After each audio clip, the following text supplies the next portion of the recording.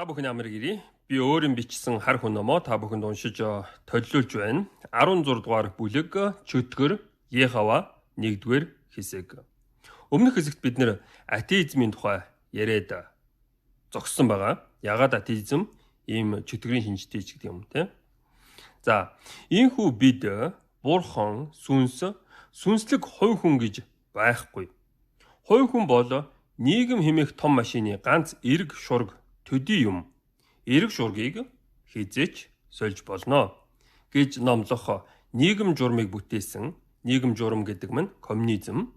Атеизм буюу бурхан байхгүй изм гэсэн ойлголттой танилцсны дараа Ехава гэсэн чөтгөрийн талаар ярьж болохоор байна. Чөтгөр Ехава. Ехава бурхан юм.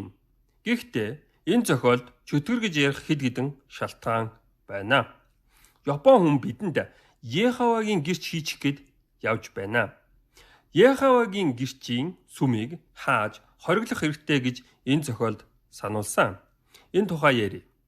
Япон хүн бидэнд Ехавагийн гэрч хийж байгаа явдал нь Япон хүнд Монгол хүн буддын шашин заахтай адил юм. Мэдээж манай төвдийн буддизм ийм тийм гэдэг тэнд очиод зааж болно шүү дээ. Гэхдээ юу гэсэн үг вэ гэвэл бид их газар дээр байна. Япон хүн тэд цаана тасарчихсан арал дээр амьдардаг. Бид Ехавагийн талаар эртнээс сонссоор ирсэн буюу Христийн номлогч ноён Галиханы үгээр бол хамгийн анхны хүмүүс мэдээж бурханд итгэгчид байсан. Тэгэд баахан бурхадтай хүмүүс ирж өөрсдийн ашиг сонирхлын үүднээс итгэл бишрлийг мушгин өөрчилсөн гэвэл зүйтэй болно. Энэ үгийн доорх сэтгэгдлүүд яагаад ийм худалч юм бэ? Та түүх орхи өлгийн шинжлэх ухааныг үгүйсгэж байна. Би археолог гэдгийг нь орхисон өлгийг судалдаг шинжлэх ухаан гэж ойлгоод байна. Эртний хүмүүс цөм олон бурхадтай байсан гэх мэтэр бичсэн байсан. Энэ талаар цааш тусад нь өгөх болно. Одоо ноён Галиханы ярианы дагуу Монгол хүн чөлөөтэй сэтгэж Ехава гэж хэн болохыг л санахал үлдсэн байна. Одоо Ехава гэж байсан байж тээ. Бид нар зүгээр санахгүй байгаа юм байна. Одоо олон бурхад бидний тарих толгойг эргүүлээд Ехава мартсан байгаа ч гэдэг юм тий. Тэгж яриад байгаа байхгүй юу? Бас Ехава бурхны тухай мушгичсан яриага зөв болгох хэрэгтэй юм байна. Энд монгол хэл гологдохгүй бөгөөд монгол хэлж гэсэн эртний хэл юм. Эхлээд Ехава бүтээгч эзэн бурхан байж болох тайлбарыг авч үзье. Эхлээд яагаад Ехава бурхан юм бэ гэдгийг авч үзье. За, зохиолчийн үг, миний үг гэсэн үг. Энийг заримдаа бас дисклеймер гэдэг юм л да. Энэ бурханы гарал үүслийн тухай мэдээлэл захим сүлжээнд их байна. Бүгдийг нь базааж дүгнэлт зөвлөгөө өгөх боломжгүй юм. Энэ бурханы тухай бичсэн эртний эд өлгийн зүйлс дээр бичигдсэн зүйлсүүд ч гэсэн үнний баталгаагүй юм. Учир нь тухайн үед бурханыхаа тухай өгүүлж суусан бичээч ч гэсэн алдаа гаргасан хүн учраас алдаа гаргаж магадгүй. Зөвхөн өөрийн ойлголтоо тусгасан зүйл үлдээж хоцорсон байж болно. Харин энэ бурханы нэрийг барьсан хүмүүс ямар түүх үйл хийж явсан ирсэн нь чухал юм. Тэгэхээр үйл одоо юу гэдэг юм. Тэд нар одоо ямар юм хийж ин тэрнгээр нь шинжилнэ гэх гэдэг. Зөвхөн энэ шалгуураар бас монгол хэлний төстэй үгийн шалгуураар энэ бурхныг тодорхойлж ойлгохыг оролдох юм. Учир нь монгол хэлийг ч гэсэн бурхад заяасан юм а. Бурхан байх нэгдүгээр боломж нь. Энэ бурхны мейнстрим буюу гол дуулах нэр бол дуудах биш шүү. Дуулах нэр нь Йод хей бах хэ. Йод хэ бах хэ буюу би бол би, хаалтан дотор I am that I am юм а гэж. За, зураг тавьсан байна. Энэ яаж тэгэж одоо бичдэг талаар. Тэгээд энэ баруунаас зүүн рүү уншдаг байна. Йод хэ бах хэ гэж тийм үү. Тэгэхээр ях вэх гэж товчлсаар иржээ гэж байна. Англиар нь ях вэх гэж байна. Еврей хэлэнд оюунд бурхан гэсэн утгатай үг юм. Энэ бурхан зарим Христийн урсгалууд болон еврейн шашинд бүтээгч эзэн юм. Ер нь Христийн шашны бүтээгч эзэн чинь Ехава шүү дээ. Монгол ба Орос хэлэнд Яхвехийн хэн илүүц байгаад энэ бурхны нэр явуулна. Энэ хэсгийг би жоохон удаан уншиж та бүхэнд ойлгуулахыг хичээмээр байна. Яагаад гэвэл жоохон нээлттэй байж ижил ойлгох шүү дээ. Монгол хэлэнд бурхан гэсэн үгийг тухайн бурхны нэрийн ард дагуулна. За нарны бурхан, аянганы бурхан, галын бурхан, усны бурхан ч гэдэг юм уу, тийм үү? Уул бурхан ч гэдэг юм тийм байна. Үүнтэй адилаар яв гэсэн үгийг бурхтын ард дагуулвал гэж байна.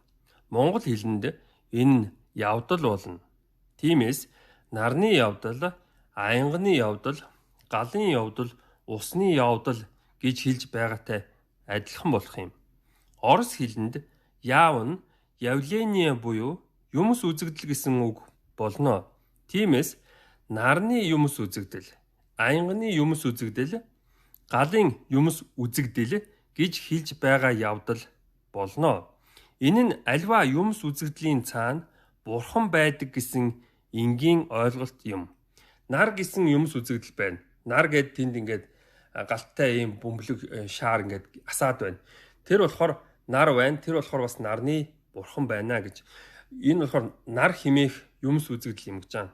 За. Монгол хэлний явдал бол учир явдал, хэрэг явдал гэд их тийм том утгатай үг байдаг.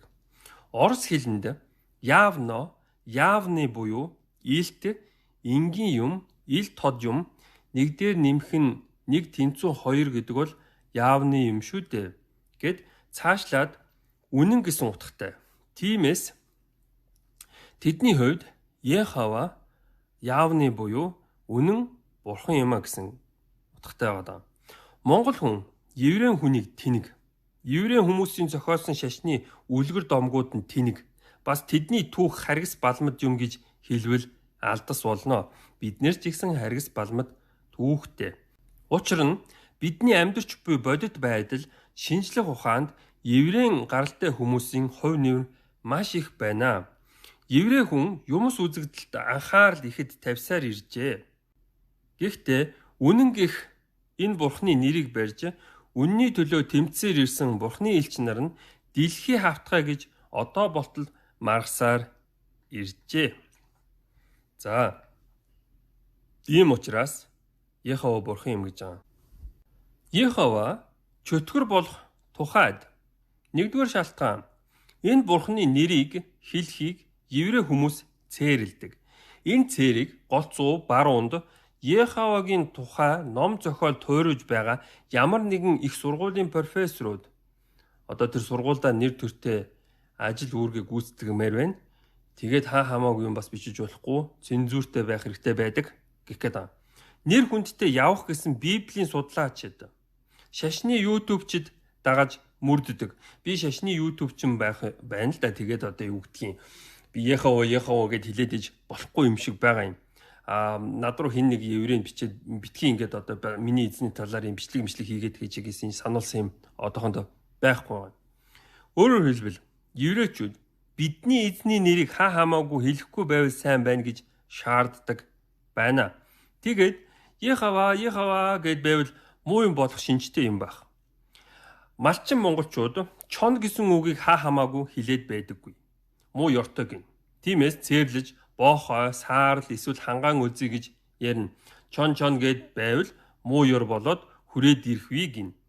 Үүнтэй адилаар хэл ярианда чөтгөр гэж, бузарчин, өвчин байгаадаа цусаар урс зэрэг муу муухай хараалын үгс их хавчуулж ярахгүй байвал сайн гинэ. Амны бэлгээс ачтын бэлгэл гэсэн үг шүү дээ. Хэрвээ ямар нэгэн нэр хүндэтсэн гэж үзвэл тухайн нэрийг мөн цээрлэнэ. Цээрлэн гэдэг нь өөрчлөнө гэж байна.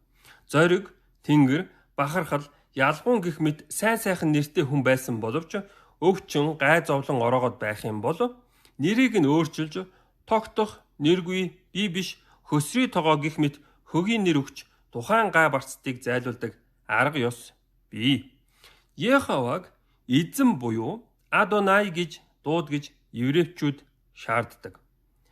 Эзэн буюу Адонай гэж юм. Тиймээс Яхва гэд байх юм бол муу юм болох шинжтэй. Ийм цээртэй муу ёртой юм бол ад мад гэж дуудах ёстой юм бол Монгол оронд Яхавагийн гэрчүүд байх ямар хэрэгтэй юм бэ? Хэрэггүй шиг. Месопотамд аянганы эзнийг Адаад гэж дуудана. Энэ нь Бээл Баалтай мөн адил эзэн гэсэн утгатай байдаг. Монгол хэлэнд Адар гэх юм бол гэрийн орой тааз. Адар гэх юм бол их устай дуу цахилгаантай бороо. Тэгэхээр тэр Адаад нь манай монгол хэлэнд Адар гэд байж идэг та. Каны болон Угаритиг хэлэнд Ад гэсэн үг байгаад Адон гэсэн үг байгаад эндээс Адонай гэсэн үг гарсан байгаа юм. Энэ эзэн гэсэн утгатай байдаг байна.